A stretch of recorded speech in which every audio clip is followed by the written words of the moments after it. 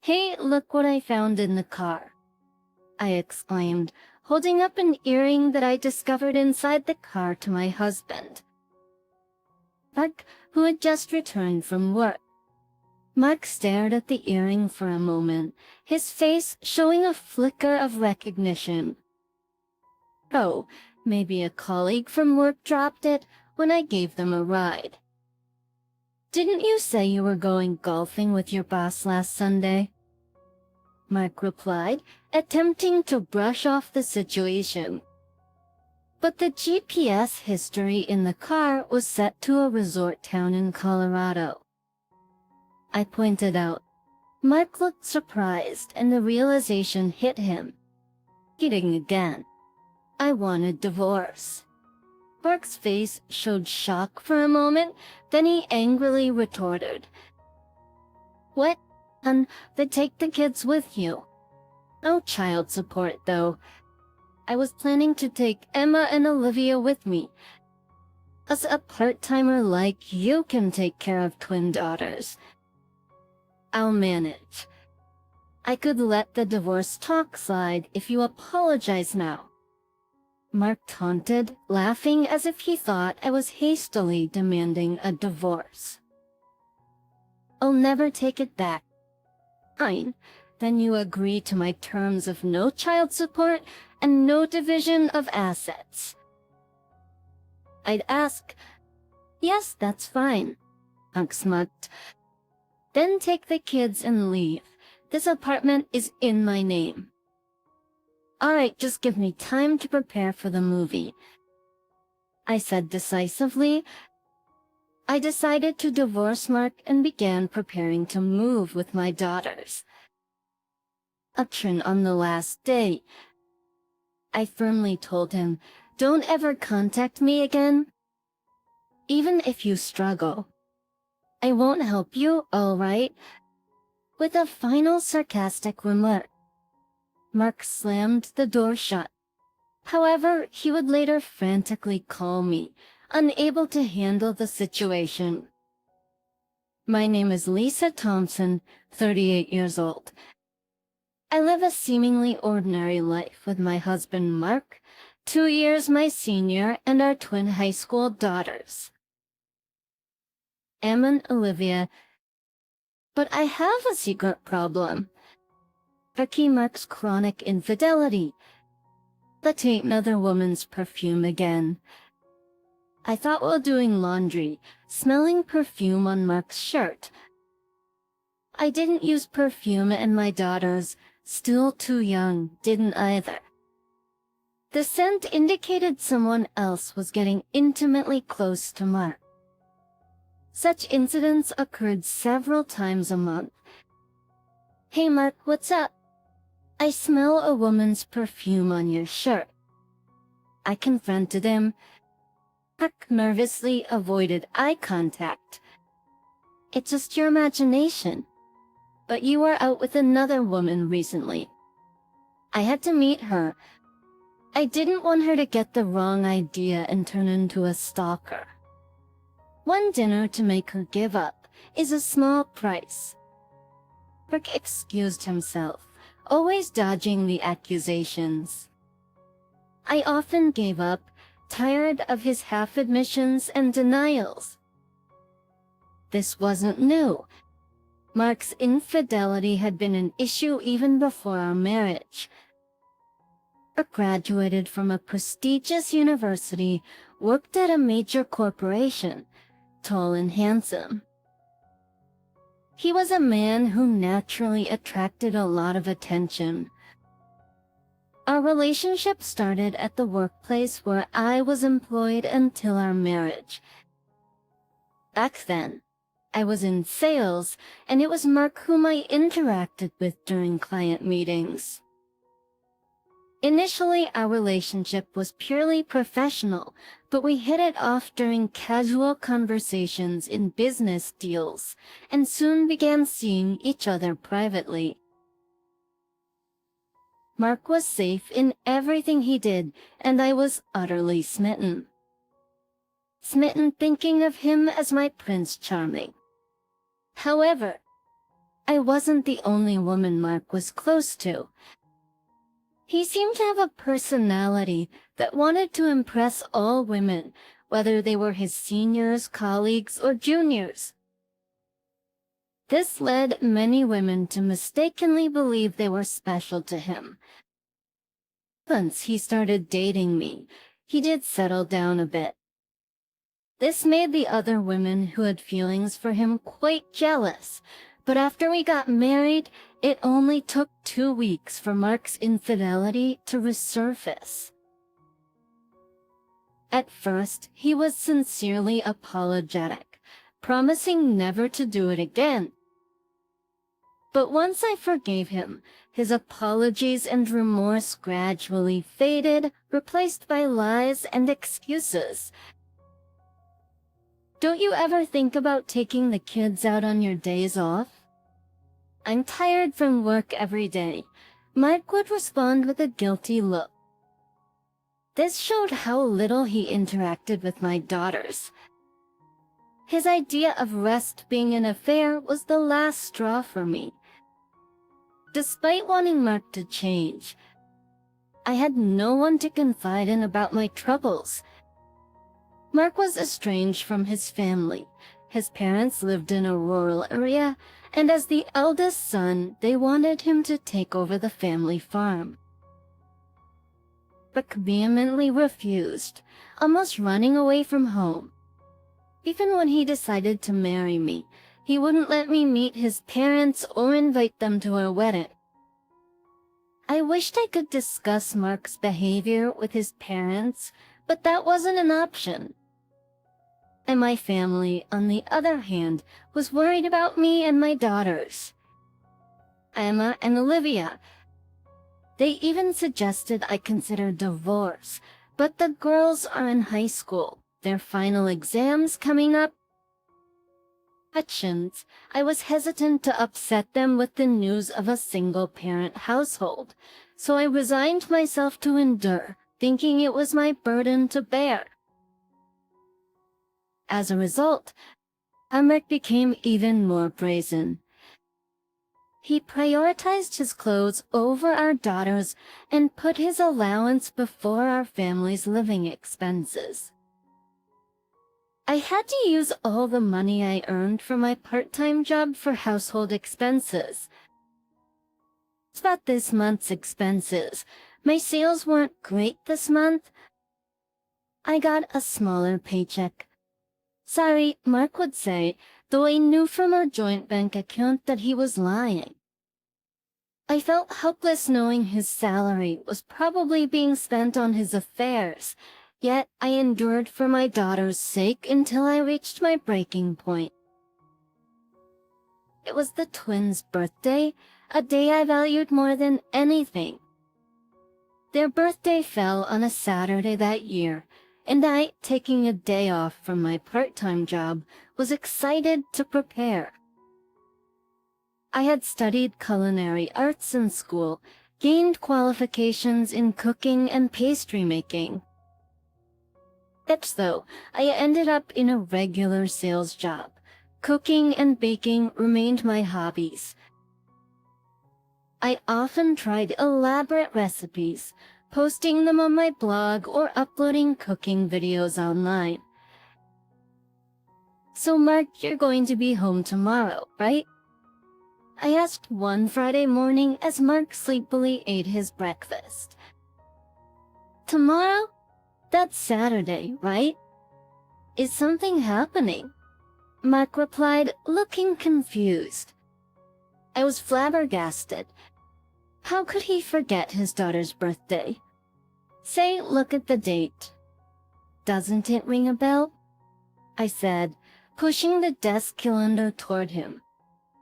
Brookslanapoli rubbed his eyes and stared at the calendar, his finger pointing to the girl's birthday but still clueless. What was it?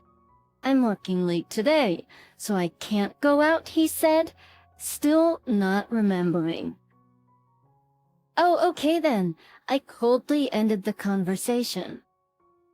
Mark seemed puzzled at first, but when I ignored him, he lost interest and left for work. He went straight to work, but he might remember something while he was there. Something while he was working. Maybe he's just pretending to forget and thinking of a surprise. Except he might remember during the day, or was possibly planning a surprise, but Mark didn't return home even after midnight.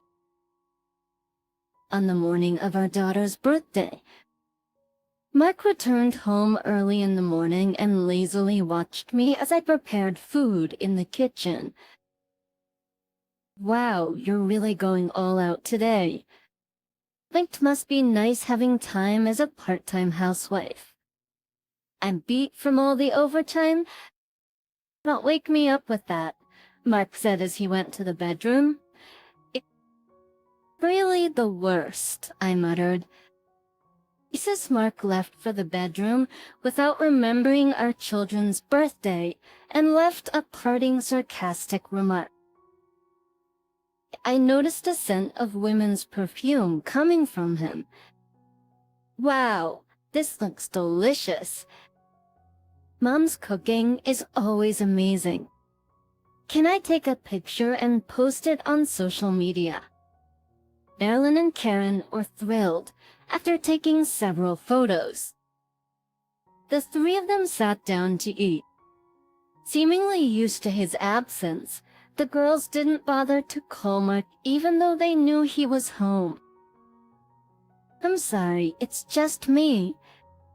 Your dad seems tired from work, I said with a forced smile. The girls looked puzzled. Why? We're fine with just Mom. He's never done anything for us anyway. Yeah, why don't you divorce him? I don't get why you're the only one putting up with everything, the girls said while enjoying their meal. I was taken aback by their unexpected words and started to say, but being from a single-parent home, it's not like it's new. He's never come to our sports day or parent-teacher meetings. We've never had any trouble without him, right? The girls added, Yeah, you always do your best for us, Mom. That's why we want you to be happy.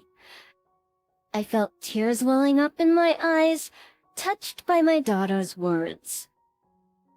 I realized that my endurance was causing them concern. I knew I didn't need anything else as long as I had my lovely daughters. That's a few weeks later. I wondered, what's this? Getting into my car to buy groceries, I spotted something shiny under the passenger seat. Reaching out, I picked it up. It was clearly a woman's earring. I didn't wear earrings. The last time Mark had used the car was the previous Sunday when he said he was going golfing for work. Attempting on a whim, I checked the car's GPS history. On that Sunday, Mark hadn't gone to a golf course but to a nearby resort town. That night, I decided to confront Mark. Hey, I found this in the car, huh?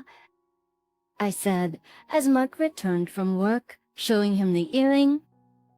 Mark stared at the earring for a moment, his expression momentarily changing as if he recognized it. No, this must be. Maybe a colleague dropped it when I gave them a ride. But you said you were going golfing with your boss last Sunday. Oh yeah, that's right. The GPS history was set to a resort town, I said, and Mark's eyes widened in surprise. Thinking again. I want a divorce, I declared. Mark's face showed shock for a moment, then he angrily retorted, What? But take the kids with you. Oh, child support, though. I was planning to take Emma and Olivia with me. A part-timer like you can take care of twin daughters. I'll manage. I could let the divorce talk slide. If you apologize now, I said. But Mark taunted, laughing as if he thought I was hastily demanding a divorce. And I'll never take it back. Fine, then you agree to my terms of no child support and no division of assets. Yes, that's fine, Mark smirked triumphantly. Then take the kids and get out of here fast. This apartment is rented in my name, remember? All right, just give me time to prepare for the movie.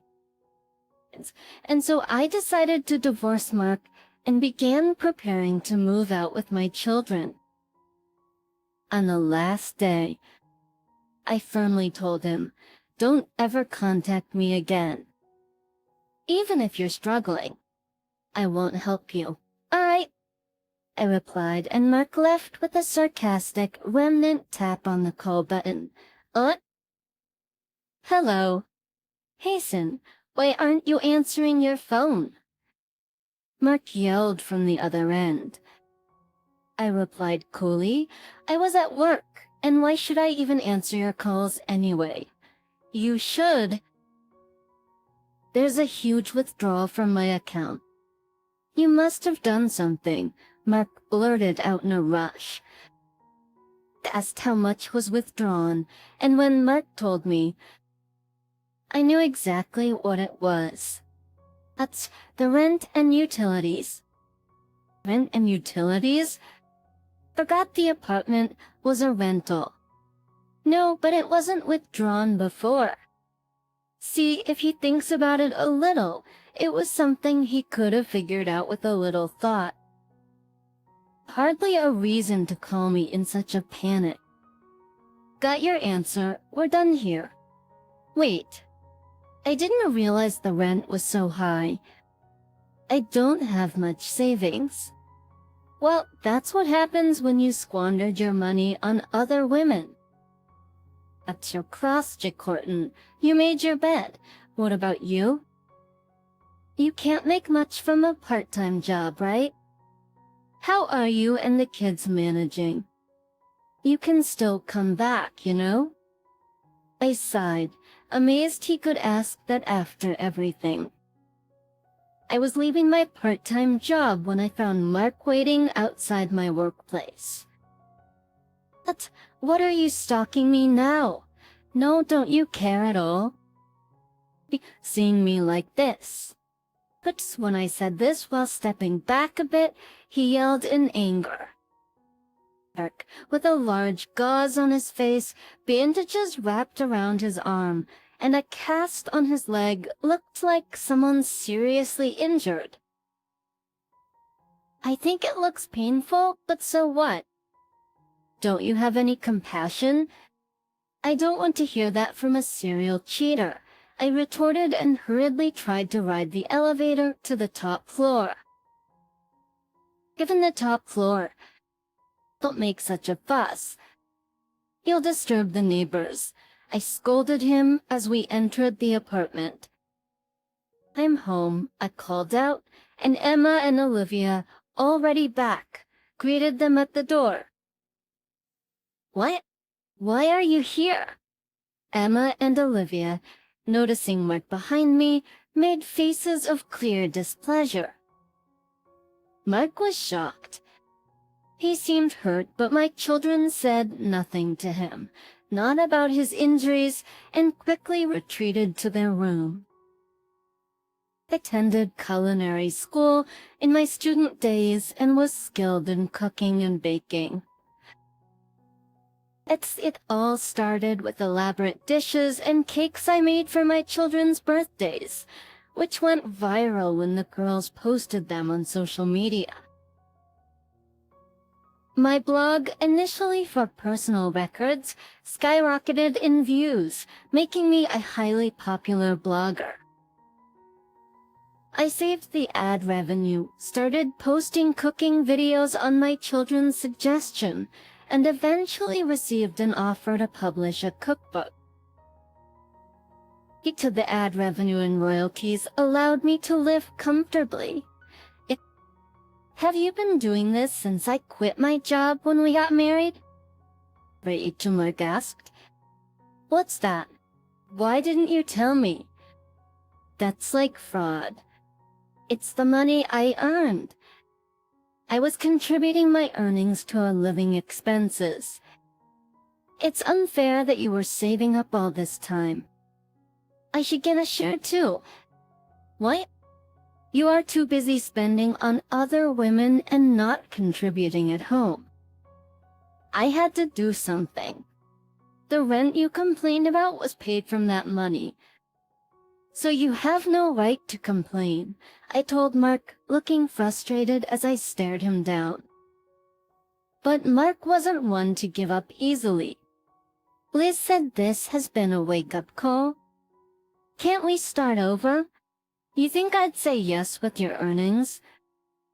It wouldn't hurt to have me around, right? And think of the kids. Do you want them to feel the stigma of having a single parent? That the audacity of his self-centeredness infuriated me. The last person I want to hear that from is you. No way.